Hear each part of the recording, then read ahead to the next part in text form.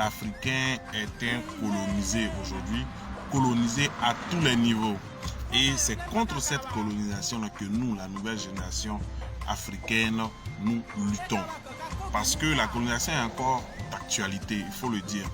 Quand on demande aux gens de sortir des religions importées, quand on demande aux gens de s'attacher à leur culture, c'est parce que nous voulons détruire cette colonisation qui a été créée par des gens qui veulent décider ce que nous devons être à notre place. Parce qu'aujourd'hui, la méthode même la plus aboutie de ce concept-là, c'est de permettre à ce que l'Africain lui-même soit fier d'être ce que l'occidental ou le colon veut qu'il soit. Donc aujourd'hui, des gens sont fiers d'être au service de la France, par exemple, contrairement à être au service des Africains, pendant qu'ils sont des élus africains, par exemple.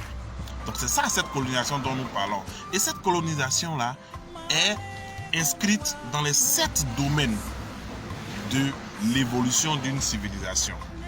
Voilà, donc les 7 domaines sont, parce qu'il est important de les connaître. On va faire une vidéo après pour vous les décortiquer. Chaque domaine sera expliqué et on expliquera comment est-ce que l'Africain est encore colonisé dans les 7 domaines.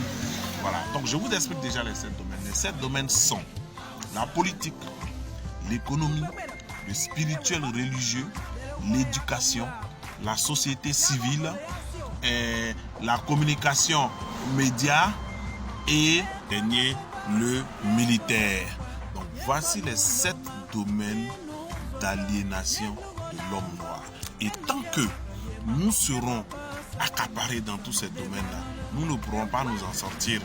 Voilà pourquoi certains d'entre nous, les Kamites et autres, demandent que l'Africain revienne à sa spiritualité fondamentale. L'Africain revienne à ses origines. Parce qu'aucun peuple ne peut dire qu'il connaît Dieu mieux que les autres, ou alors que Dieu le connaît lui, ce peuple-là, mieux que les autres, ou alors qu'il a été élu. Il n'y a pas de peuple élu, c'est une illusion, c'est un mensonge. Et s'il y aurait eu une élection, alors quels étaient les critères de cette élection? Et alors, quand est-ce que cette élection a eu lieu? Quels sont les peuples qui y ont participé? C'est des histoires dormies debout. Donc, nous disons que dans le domaine spirituel religieux, l'Africain doit arriver à conceptualiser son système religieux spirituel propre à lui-même. Au-delà de ça, dans tous les 7 domaines d'aliénation, dans tous les 7 domaines de la vie d'une civilisation, l'Africain doit arriver lui-même à conceptualiser sa propre vision dans chaque domaine. Voilà le combat que nous menons, que beaucoup de gens ne comprennent pas.